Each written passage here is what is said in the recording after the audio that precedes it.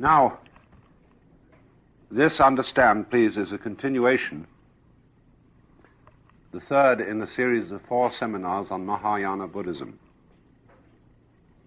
And I try, as far as possible, to make each seminar self-contained, so that if you miss the ones that went before, you don't find what's being said completely unintelligible. But what we're going to take up this time, under the title The Net of Jewels, is the most, I would say, advanced and mature form of Mahayana Buddhism, which is known in Japan as Kegon, K-E-G-O-N, and in China as Huayan, H-U-A-Y-E-N, and in Sanskrit as Avatamsaka, A-V-A-T-A-M-S-A-K-A.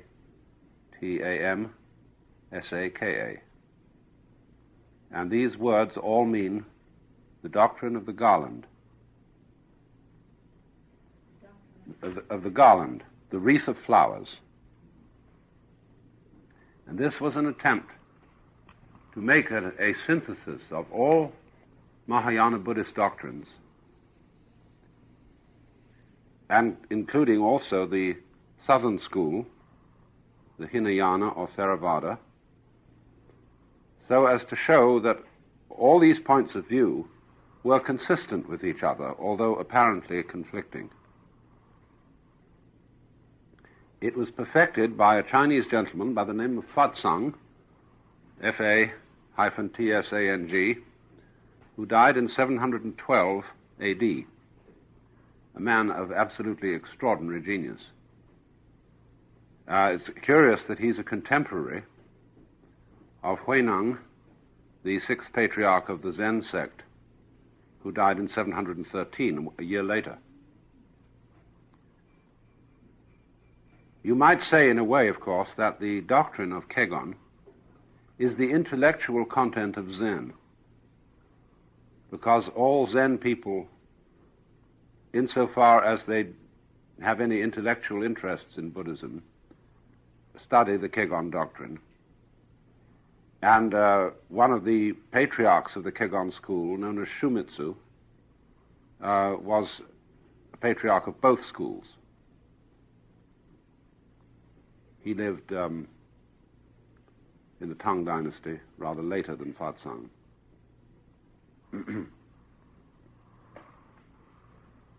Now, let me remind you of one thing, that Mahayana Buddhists don't have the same attitude to historical events that Christians do. For both Jews and Christians, history is enormously important. And the fact that Jesus did in fact live at a certain time, and that he taught thus and so, is considered immensely important. And therefore, all Christians tend to want to find out what Jesus really did teach and go back to the original sources. It will forever be impossible to find out what the Buddha really did teach. It is hopelessly overlaid, and that nobody could ever figure it out. Besides, the Hindus have absolutely no sense of history whatsoever. It's impossible to date the great manuscripts of Hindu tradition. And scholars have the wildest wide variations in their guesses as, say, to the date of the Bhagavad Gita, or anything like that. You've got a generally attested assumption that the Buddha lived shortly after 600 BC, and that somewhere in the succeeding years, let's say, well, by about 200 BC, the Pali texts called the Pitakas, the three baskets of the doctrine, had been formulated, probably. But nobody really knows. But then you see we have a whole succession of sutras which represent the various points of view of the Mahayana, which may have been written, or we might say forged, anywhere from 100 BC to 500 AD. Many of them don't exist in the original Sanskrit. We only have them in Chinese or Tibetan translations. And here is why everything is so vague.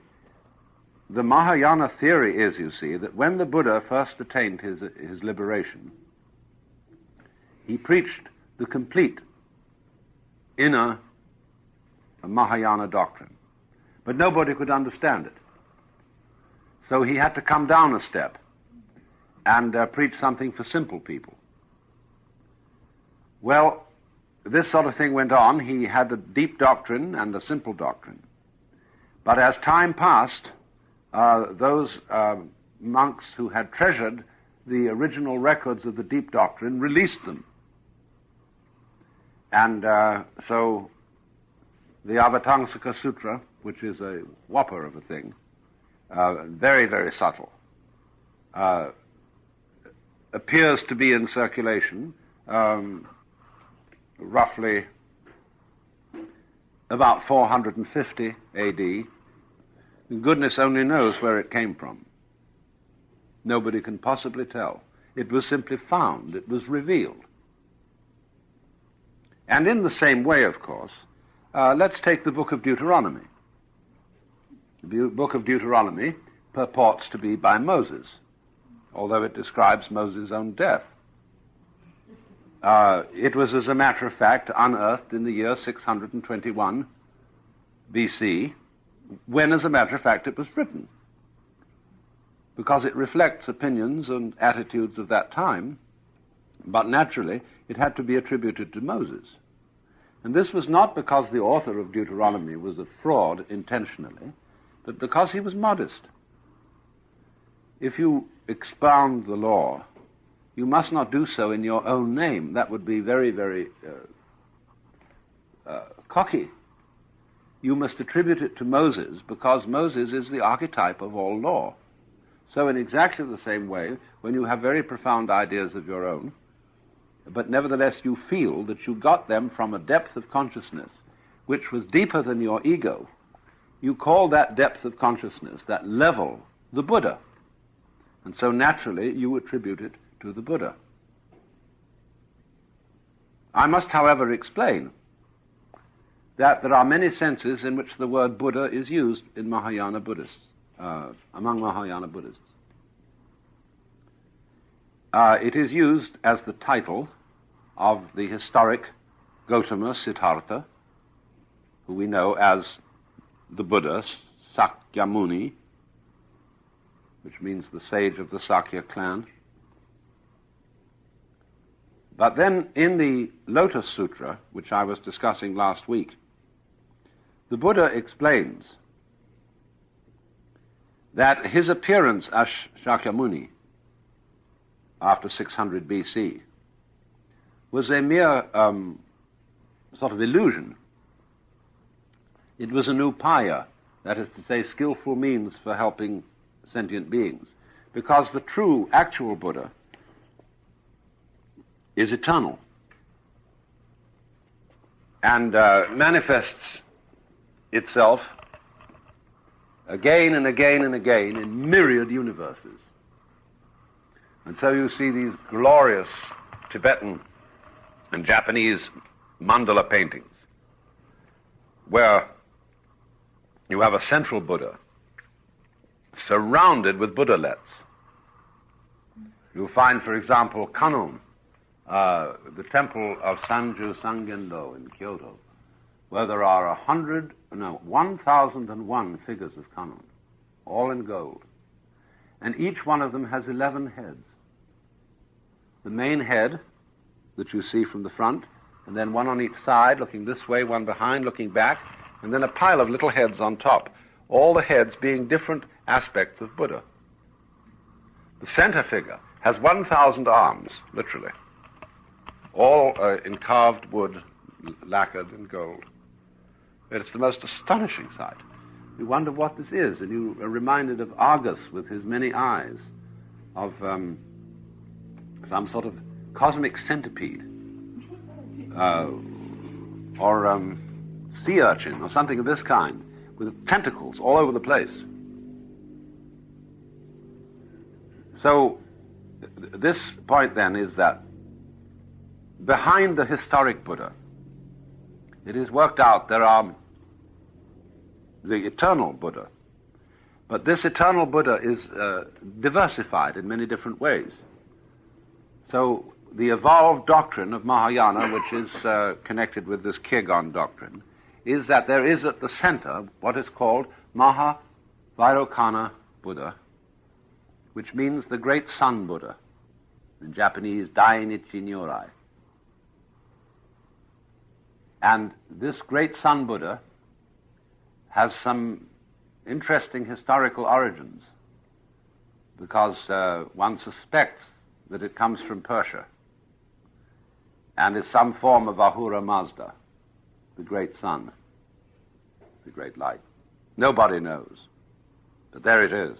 Dainichi Nyorai, the great sun Buddha, who is always shown wearing a crown, unlike the ordinary Buddhas, which wear a sort of round cap of snails. Dainichi Nyorai is crowned and has a great blazing aureole of flames around him, and holds his hand thus.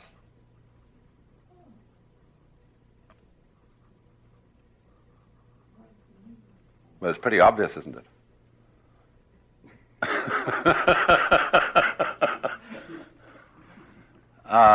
That's what's going on, but in humans it goes one way, in the cosmos it goes another way, because the structure of a spiral nebula is this helix. Let's hold hands, let's play. Then around Dainichi Nyorai there are 4 other Buddhas, and these are all called Dhyani Buddhas, Dhyani. There is Amitayus, who is the Buddha of boundless life. There is Amitabha, opposite to him, who's the Buddha of boundless light. Then there is Amoghasiddhi, which is the Buddha of power. Siddhi meaning in Sanskrit psychic power or spiritual power. And there is Ratnasambhava, who is, Ratna means a jewel. Sambhava is completely developed. And they all are assigned different colors, different sounds, different meanings. And these 5 Dhyani Buddhas are supposed to constitute a symbolism of everybody's Buddha nature. That is to say, they're all in you, constituting your fundamental self. But when there appears in the world someone who is highly enlightened, he is always considered, you see, to be a manifestation of one of these 5 Dhyani Buddhas, or of all of them.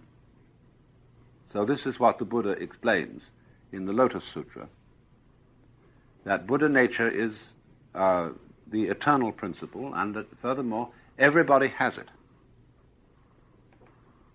Trees and grass also have Buddha nature. The very grains of dust have it.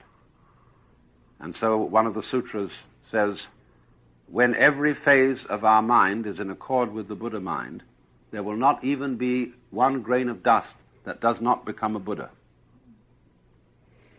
So Buddhism does in fact, contrary to some popular ideas, in this form of Buddhism, which I'm talking about this weekend, look forward to a consummation of the world in which everybody and everything becomes enlightened, and where the whole universe operates in total harmony.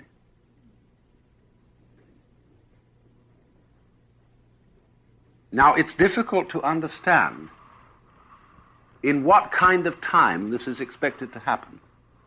I don't mean in what length of time, I mean in what kind of time. It doesn't seem to be that it will be in what we call the future. But you see, the kind of time that we are living in is only one of many possibilities of time. You know, we think so, especially, I think some scientists are too apt to assume that what we call the physical universe is really what there is, and that there's nothing more than that. I find this an inconceivable assumption, that this is all there is, because we know already, you see, that there are all kinds of levels of existence outside our senses, but within the reach of our instruments. Goodness knows what there is beyond the reach of the instruments. And also in directions that we've never thought of. I mean, people develop these things in science fiction. They love to make up the idea of worlds corresponding to Riemannian spaces, because Riemann invented equations for there being ever so many different kinds of dimensions and spaces, and you can theoretically conceive this. And so the Hindus and the Buddhists feel, you see, that there are infinitely many times and kinds of time, kinds of space, kinds of world, that they may, from the point of view of our space, be coincidental with each other, that is to say, all in the same place, but there's no need for them to be all in the same place at all. You just have to let your imagination run a little bit. And there's no harm doing that, provided you know what you're doing. Because letting your imagination run, even if you know it's fantasy, will often turn up with extremely interesting results. All mathematics, for example, is simply playfulness. People who do high mathematics are not in the least bit interested as to whether they are going to attain any practical results. They're just doing things like very, very involved crossword puzzles and seeing how to manipulate them. Well, this is simply really a use of disciplined imagination. And so in the same way, many of these Buddhist fantasies are disciplined imagination going to work on the world. So in some state which they would consider the goal of things, but you may also understand the goal not as being in future time, but as being in what you might call basic time. Time behind time, time beyond time. There is the state of total fulfillment. Now, I want to read to you a description of this state, which is rather curious. It's the work of a very famous Buddhist scholar, John Blofeld, who was adventurous enough to take some mescaline and suddenly got a real shock because he found out practically everything he'd always known in theory. And this is a very interesting experience because I'm not going to read all of it.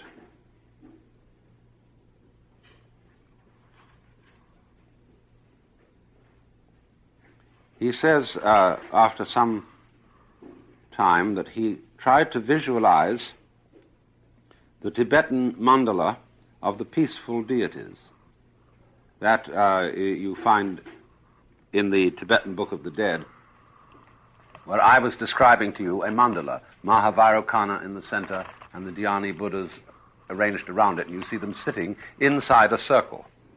Well, there are all sorts of these mandalas that you see in Tibetan art, and we'll go into this a good bit next weekend. But the mandala of the peaceful deities is used as a support for meditation exercise. So he tries to visualize that, but succeeded only in conjuring up some rather metallic-looking demons, although they were far from frightening and not even very lifelike or realistic, being something of a cross between metal statues and living beings. But they did convey to me, as though mockingly, that to expect a profound religious experience as a result of taking mescaline was too presumptuous.